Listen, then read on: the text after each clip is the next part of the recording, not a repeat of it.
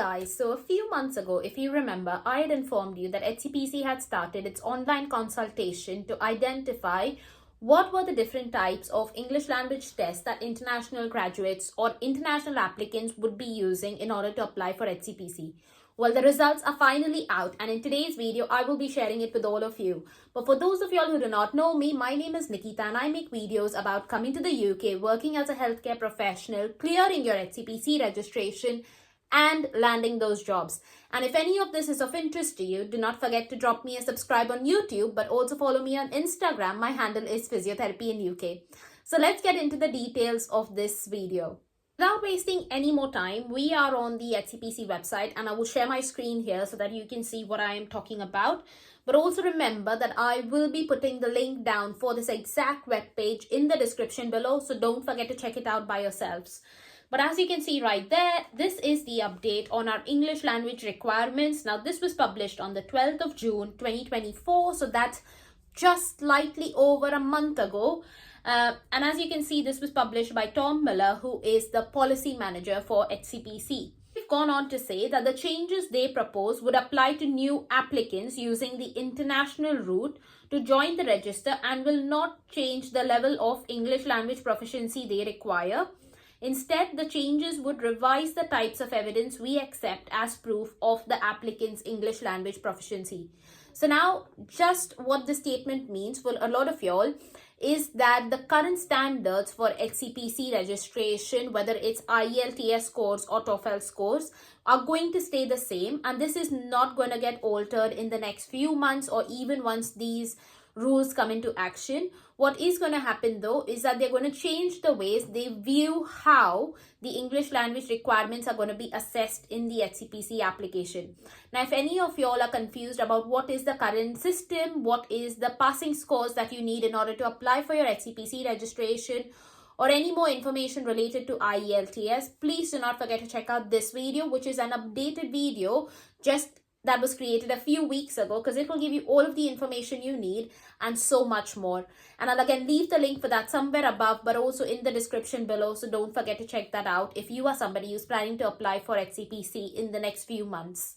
Obviously, just to speak about what are these proposed changes, let's go back into the document and see what it says. It says that the consultation and the proposed changes. So our consultation included 4 proposals and we asked the respondents to give us their view of our equalities impact assessment to make sure the impacts of any change on protected characteristics were fully thought thorough and mitigated where possible.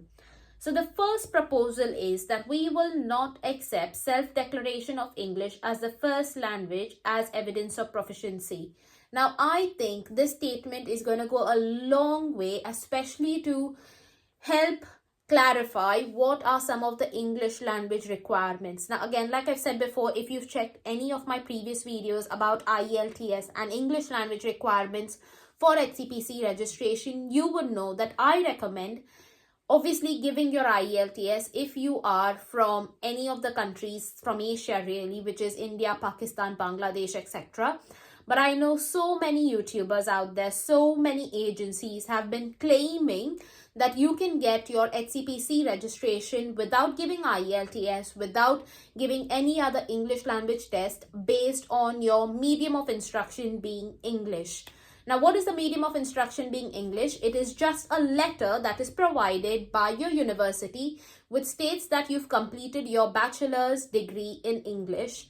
And this, many of them found, would be accepted as an alternative to the IELTS. Now, I'm going to be honest, HCPC has never claimed that completing your degree in English is going to be sufficient in order to prove your English language requirements. And now, as you can see by that rule, it's actually just reaffirming that. So what this rule states is that now you're no longer going to be able to self-declare that English is your first language or submit your medium of instruction letter from your university or college saying this. However, again, like I want to remind you that these are some proposed changes. They've not been put into effect yet. So what does this mean for you? If you are somebody who is planning to obviously get HCPC registered in the next few months or in the next year, I would still recommend giving your IELTS or TOEFL or any other test that you think is equivalent to it. Again, if you are confused about which test is accepted, what are the scores, please do not forget to check out my videos about it. There's an entire playlist that can help you with your HCPC registration. So definitely go and check those out and use all of that information out there. I'll again leave the links for English language proficiency information from the HCPC website in the description below. So feel free to check that out as well. The second thing that they want to do, and this is a proposed change, is that they wish to create a list of qualifying countries where majority English speaking, that is with 75% of the population speaking English as baseline. If an applicant has gained their primary qualification in any of these countries, we would accept this as evidence of their proficiency. Now, this is again going in line with the nursing registration, because the nursing registration has also declared that if you've completed your bachelor's degree in any of one of the countries, which is listed down on their website, you would be exempt from giving any English language test. That is, if you qualified from that country, you would not be required to give your English language test, which could be your IELTS or your TOEFL. And just to help you a bit further, I'm just going to pull up the list for nursing. As you can see on your screens right there, there's an entire list, which is obviously more than 20 or 22 countries, as you can see right there. It was obviously last updated in February 2020. Now, this is in no means to say that this list is going to be the exact list that HCPC accepts. However, this might give you a bit of an idea about which countries might be included in this exemption.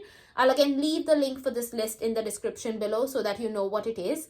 But if you are applying from India, Pakistan, Bangladesh, Philippines, Turkey, any other country, my advice to you would be give your IELTS. Please do not get stuck in a soup, especially because once this list comes out, you will see that most of the countries that we are aiming to come from may not be on this list. The third proposal that is mentioned there is that we accept evidence of registered work experience in one of the listed countries or evidence of UK work experience that has been supervised by the registrant.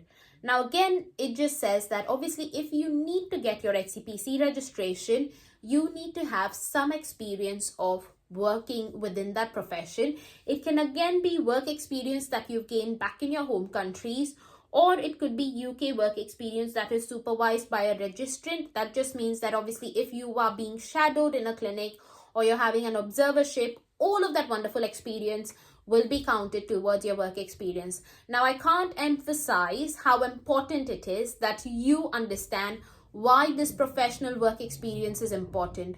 If you look at your HCPC form, and I'm again going to just quickly scroll up and see if I can pull up some images, you will see that the professional experience section is one where you need to fill out written content on how you've met some of the requirements for HCPC.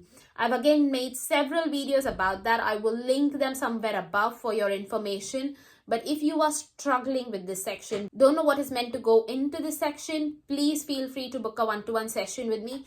You'd rather have the session with me and get a few guidelines and a bit of more understanding on what needs to go into that section rather than have your HCPC application not completed the right way, and that might land you in trouble. So again, if you have any questions or concerns about HCPC, do feel free to book a one-to-one session with me. I'll leave the link for that again in the description below. So feel free to use that. The last and the fourth proposal is that we will expand our list of approved test providers, but make this list exhaustive. Now, what is currently happening is that obviously on the HCPC website, it states that you can give your IELTS or your TOEFL. And obviously there are specific marks or specific scores that are important for you to get in order to be registered with HCPC.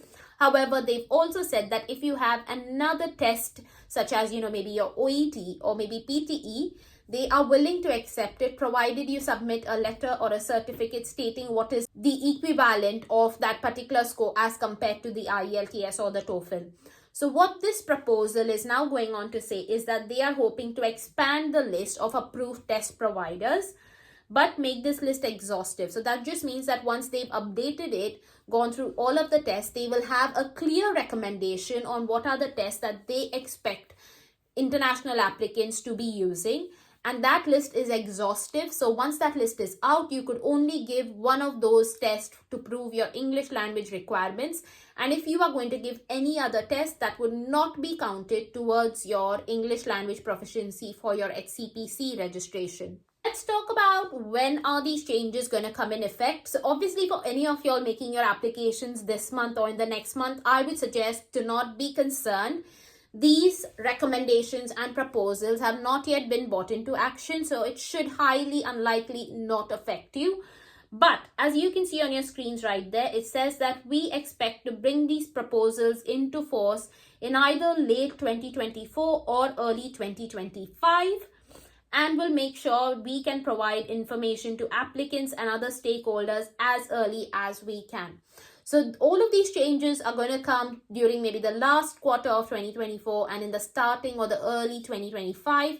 So I would say please do not be worried. But if you are somebody who is applying for HCPC registration from countries in Asia such as India, Pakistan, Bangladesh, Turkey, maybe even Philippines or any other country, please make sure that you are submitting your English language requirements in the appropriate way. Do not only rely on your medium of instruction letter. I have never endorsed it in the past. I have never supported that route. I always recommend using the right English language proficiency test.